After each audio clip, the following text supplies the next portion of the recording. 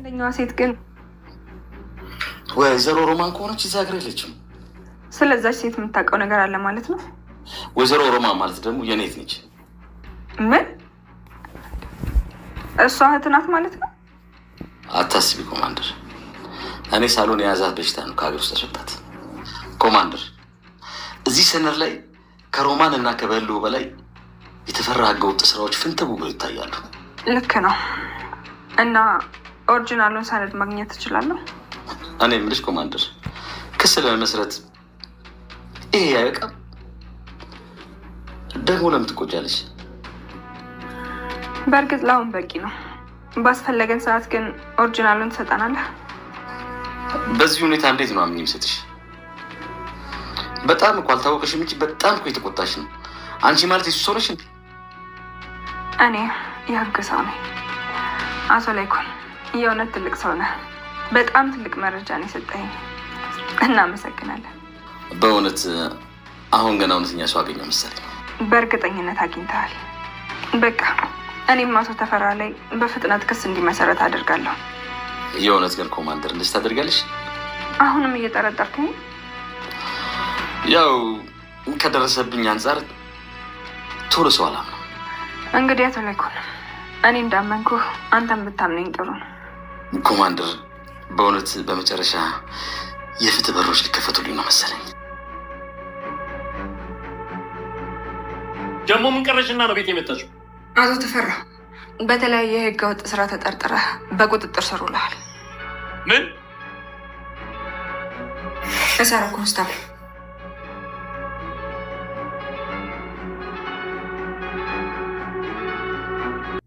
ንግስት ኮማንደር ታሪክ ሰራች።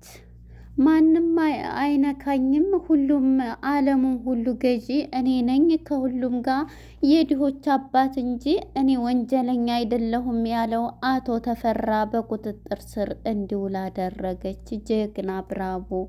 ንግስት ኮማንደር ማለት ነው። በጣም ጀግና ናት። ሁሉም የህግ አካላቶች ከሱ ጋር የሚሄዱትን ሁሉ በህገ ወጥ መንገድ በገንዘቡ የሚገዛቸውን፣ ንግስት ግን ዛሬ አቶ ተፈራን በቁጥጥር ስር ልታውለው ችላለች። በደረሳት ኢንፎርሜሽን እና በሰጣት አቶ ለይኩን በሰጣት የወንጀሎች ሰነድ ማለት ነው በቁጥጥር ስር ልታውለው ችላለች ማለት ነው። በዚህም እንግዲህ ሁሉም በመደናገጥ ላይ እጁን በካቴና ጨምራ ወደ ህግ አካል ልትወስደው ችላለች።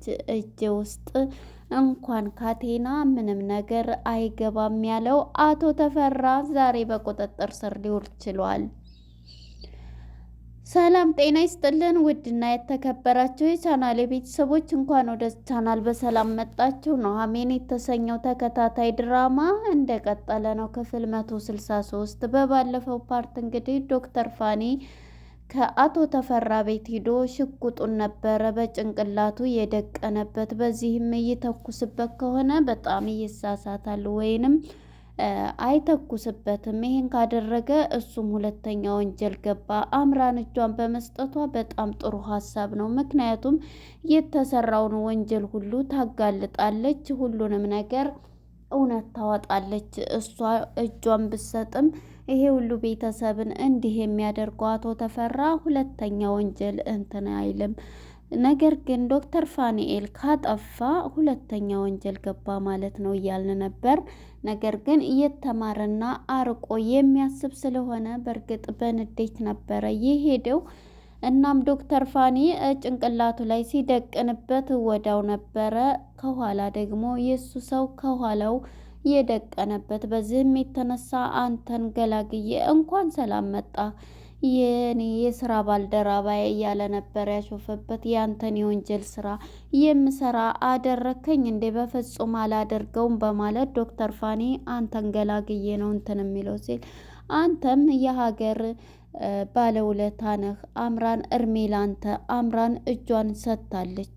አንተ ላደረከው ወንጀል ላስደረካት ወንጀል እጇን ሰጥታለች ቢለውም አንተ ብቻ የምልህን እሺ በል እንጂ ስራውን ከተስማማህ እኔ ሁሉ በእጄ ሁሉ በደጀ ነው። ስለዚህ የህግ አካላት ብትል ሁሉም ብትል ከኔ ጋር የሚሰሩ ስለሆኑ ምንም አትጨነቅ፣ አምራንን አሁኑ በደቂቃ አስፈታታለሁ። ደግሞ አንተ ለምልክ ብቻ ስራህን በአግባቡ እንድትሰራ ከኔ ጋር ተስማማ ቢለውም በፍጹም አልስማማም ካንተ ወንጀለኛ ጋር በማለት ነበረ። እገልሃለሁ ቢለውም አንተም የሀገር የተማረ ኃይል መጥፋት አንድ የሕክምና ባለሙያ ማጣት ሀገር ማለት ነው። ስለዚህ እኔ ደግሞ እንትንም ብትል እያለ ሲያሾፍ የነበረው አቶ ተፈራ በእርግጥ እኔ ገድዬ አንተ ይሄ የሰራሃቸው ወንጀል የዛ ሁሉ የሚስኪን ወንጀል እጅህ በደም የተጨማለቀ ነው። ስለዚህ አንተንማ አንድ ገድዬ እኔ እንትን ማለት አልፈልግም፣ ያንተ ወንጀል ባይኔ ማየት ነው ስትቀጣ የማየው በማለት መግደሉን ትቶ በንዴት ወጥቶ ሂዷል ማለት ነው። እንግዲህ ዶክተር ፋኒ ምንም ነገር ሳያረግ እጁን በወንጀል ሳያጨማልቅ ሂዷል ማለት ነው። እንግዲህ ሪስፔክት ማነች ንግስት ጋር ደግሞ ንግስት ጋር ቀርባ ነው አምራን ሁሉንም ነገር ነግራታለይ። ለኮማንደር ሁሉንም ነገር ሰጥቼዋለሁኝ ቃሌን ማለት ምን አልሽው? ሰው እንደገደልኩ ብቻ ነው በእርግጥ ያደረግኩት ብላ ለንግስቷ ስነግራት ነበረ። እንዴት አንቺ እሱ ቤት ልትሄጂ ቻልሽ ሲላት ቤተሰቦቼ ጋር እንደዚህ ሲያደርግ ወንጀል ይሰራል ሲሉኝ እሱ ቤት መሄድ ፈለግኩኝ መስዬ ከሱ ጋር በማለት ለንግስት ኮማንደር ብነግራትም እሷም ቃሏን እየተቀበለች አልነበር። ስሬስሊ ሆና ጎበዝ ናት። በዚህ የተነሳ እንግዲህ ንግስቷም የእሷን ቃልም ሰጥታ ይህም ብለሸዋል፣ በቃ እናየዋለን፣ የሰጠሽን ቃል ጥሩ እንደ መረጃ ያገለግለናል በማለት አምራን ከሀስከፈ አስረድታታለች የሰውየውን ወንጀል። እንዴት አንቺ ሰው ልገሊ ከዚህ ቀደም ሰው ገለች ታውቂያለሽ ከሌላ ስትላት አይደለም ሰው እኔ ቤምቤም ገድዬ አላቅም በማለት ቃሏን ሰጥታታለች ማለት ነው። እናም በቃ ቃሏን ሰጥታ ተነስታ ሄዳለች። ቀጣይ ደግሞ እንግዲህ ዳግምም መጥቶ እሷ ላይ በጣም ስሜታዊ ሆኖ ሲናገራትም ነበር። በዚህም የተነሳ እንዴ እየጮክ እኮ ነው ስርዓት ያዝ እያለችው ነበር። አባቴ አንድም ነገር ባልሰራው እሱ ወንጀለኛ ሆኖ ይሄን ያደረገው ተፈራ ነው።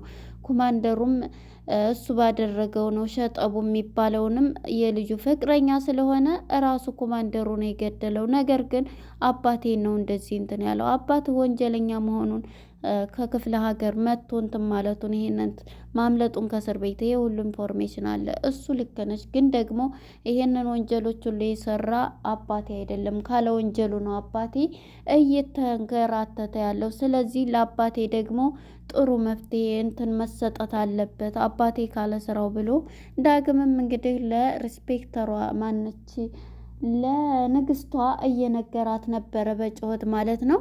ንግስቷም እንግዲህ እየጮኸች ነበርና እሺ በቃ እያለኝ ሲረጋጋ በቃ ሁሉም ነገር እናየዋለን፣ ይሄ ነገር ከወንጀሉ ንጹህ ከሆነ ሁሉም ነገር ለማየት እንሞክራለን በማለት ሁሉም ሰው ከሱ ጋር የሚሰሩ እኛ እውነትን ይዘን እውነትን ግን እያወጣን ማንም ከኛ ጋር የሚሆን የለም በማለት ዳግምም እውነቱን ይነግራታል ማለት ነው። ተነስታ እንግዲህ ትሄዳለች ማለት ነው። እናም በዚህ የተነሳ ንግስት ማለት ነው ይሄንን ብላው ስትጨርስ ቀጥታ ነው እንትን ያለችው ማን ነው ቀጥታ ነው የሄደው ማለት ነው። ቀጣይ ደግሞ እንግዲህ አምራንም ቃሏን ሰጥታለች። አቶ ለይኩንም ያንን ፋይል ይዞት መጥቷል ማለት ነው።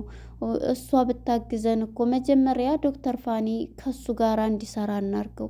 ምንም ነገር እንዴ እሱ ጋር ገብቼስ እንደ አምራን ሰው ግደል ቢለኝስ እንዴት ነው የሚሆነው እያለ በፍርሃትና በጭንቀት የሚገኘው ዶክተር ፋኔል አሁን ላይ በጣም ጭንቀት ውስጥ ገብቷል። ያው ግባና የሚሰራውን ወንጀል በቪዲዮ እናንተስ ካሜራ አድርጋችሁብኝ ነው እሱስ እንዴት እንትን ይለኛል እያለ ተስማምቻለሁ ብለው ደውለህ እንትን በለው አናግረው፣ ከዛ ሁሉንም ነገር በህግ እንትን እንለዋለን ያሁኗ ጥሩ ይመስለናል እያለ ነውና ናሆም ምክር እየሰጠው ነበርና አምራንን ደግሞ እናስወጣታለን። እሷ ደግሞ ጥፋቱን እንድታደርግ ያረጋት እሱ ስለሆነ ቃሏን ስለሰጠች እስሩ ሊቀንስላት ይችላል እያለ እያስረዳው ነበረ። እንግዲህ ዶክተር ፋኒኤልም ከሷ እኔ ብዙ መራቅም አልፈልግም፣ ከጎኔ እንድትለየኝ አልፈልግም እያለ በጣም እየተናደደ በስሜት ውስጥ ይገኛል ማለት ነው ዶክተር ፋኒ።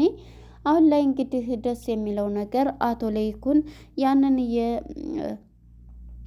ፈንቱ ያመጣቸውን መረጃ ወደ እሷ ኮፒውን ይዞላት መጥቷል። ይሄው ግን እኮ እሱን የሚገልጽ መረጃ ብናገኝ እያለች ብቻዋን እየጠየቀች ነበርና ንግስቷ እንግዲህ ከድንገት አቶ ለይኩን ያንን ወረቀት ይዞላት ሰነድ ይዞላት ሲመጣ ስታነበው ነበር።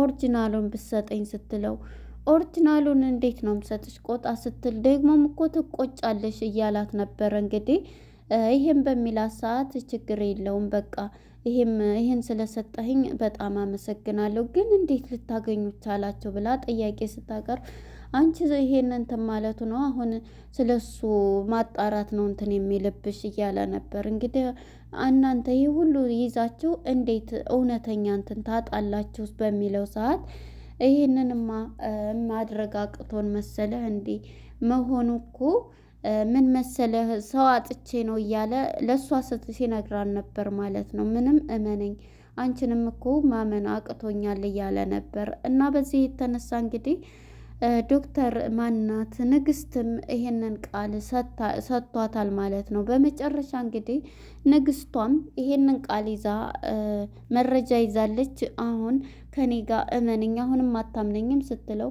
ሁሉም ምን ከሱ ጋር ነው የሚሰራው አንቺስ የሱ እንደሆንሽ በምን አውቃለሁ ቢላትም እኔ ለህዝቤ ነው የማገለግለው ለህዝቤ እንጂ ለማንም ብዬ አላገለግልም በማለት እንግዲህ ለአቶ ለይኩን ቃሏን ሰጥታለች ማለት ነው። አቶ ለይኩንም ይህን ስትለው ደስ ብሏታል ማለት ነው። እናም እንግዲህ ወደ አቶ ሲምባ ጋር ስንሄድ ሲምባ መሮታል። አሁንስ ባልሰራው ስራ እያለ ሪስፔክተር ዳዊትንም የገደለው እሱ ነው ብሎ እንግዲህ የድምፅ ቅጂውን ሁሉ የእንትናን የኮማንደሩን ያደረገውን ኮማንደር በይኑ የገደለበትን ሰጥቶታል። የሸጠቡን እየሰጣት ነበር። ግን ይሄንንስ እንዴት ተቀናይቶ ከሆነ እንዴት ሊታመን ይችላል? ለማንኛውም መረጃው መሰብሰቡ ይጠቅማል ብላ ነው ዳጊን እንትን ያለችው እና አቶ ለይኩን ግን የያዘው መረጃ የተፈራ መረጃ ስለሆነ በጣም እንትን ብሏታል ማለት ነው። እናም እመነኝ በማለት ከነሱ ጋር እንግዲህ ለመስራት እንትን ብላለች። ወደ ቤቱ መጀመሪያ በመሄድ ይሄ ሰነድ ቤትህ እንዲፈተሽ እፈልጋለሁ ስትለው ነበርና መጀመሪያ ይሄንን ቃል የሰጧት ጊዜ ቤቱን ሂዳ እንግዲህ ስፈትሽ አንቺ ማን ስለሆንሽ ነው ቤቴን እንትን የምትይው? እኔ የተሳሳተ ነገር ነው እያልሽ ያለሽው። ምክንያቱም አሁን ላይ ያለው ነገር የሚነግሩሽ ዝም ብሎ ነው። እኔ የድሆች አባት ነኝ እያለ አሻንጉሊትም ለህፃኗ ትገዛለህ ስትለው ድንግጥ ይላል ማለት ነው። ምክንያቱም አሻንጉሊቶቹ ውስጥ እየጨመረ ነው መድኃኒቱን እንትን የሚለውና ይሄን ኢንፎርሜሽን ሁሉ ዳግም ስለሰጣት ይህን ሲል በጣም ይደነግጣል ማለት ነው። እና በዚህ የተነሳ እንግዲህ አቶ ተፈራ በጣም ድንጋጤም ውስጥ እየገባ ነውና እሷን ከበፊቱም እየፈራት ነበረ። እጅ ውስጥ አስገባታለሁኝ እያለ ነበረ ሲያስብ የነበረው። ነገር ግን አሁን ላይ እንግዲህ ሁሉንም ነገር ማድረግ ችላለሁ ብላለችና ንግስቷ የአቶ ለይኩንን መረጃ በደንብ አይተዋለች። ቀጥታ ወደ ተፈራ ቤት ነው የሄደችው። ተፈራ ቤት እንግዲህ ሰው ይዛ ስትመጣ አንቺ ደግሞ ዝም ብለሽ እየዘለልሽ የምትገቢው ምንድን ነው? ቤቱን አላወቅሽም እንደ እያላት አንተ በጣም ወንጀለኛ ስለሆንክ በህግ ቁጥጥር ስር ልትውል ትችላለህ ትለዋለች።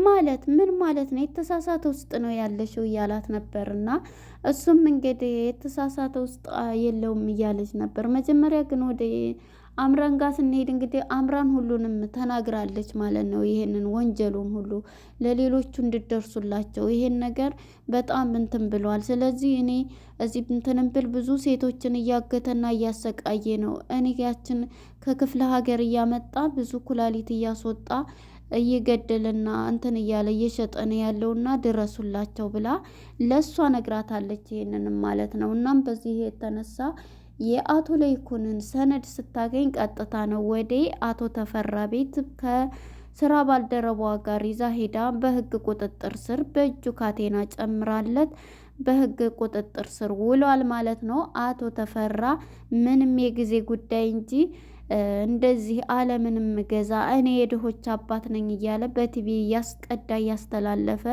ለሌሎች ለውጭ ሰዎች የድሆች አባት እየተባለ ይነገርለታል። ነገር ግን የሚሰራው የውስጡ ስራ ሌላ ነበረ። እንግዲህ ሁለት ሰው ኃይለኛ የተባሉትን በቁጥጥር ስር አውላለች ንግስቷ ማለት ነው። ሴት መሪ ስትሆን ጀግና ቆራጥ ናት ማለት ነው። እንግዲህ ንግስት ለእኔ ለሀገሬ ነው የምሰራው እንዳለችው አቶ ተፈራ በዛሬው ዕለት በቁጥጥር ስር ውሎ ወደ ፖሊስ ጣቢያ ተሰዷል። እንግዲህ ምን ተሰማችሁ? በንግስቷ ላይ ያላችሁን አስተያየት። ተፈራ ላይ የነበረው ኃይለኝነት በዚህ ስር ውሏል ማለት ነው። ለነበረን ቆይታ አመሰግናለሁ። መልካም ጊዜ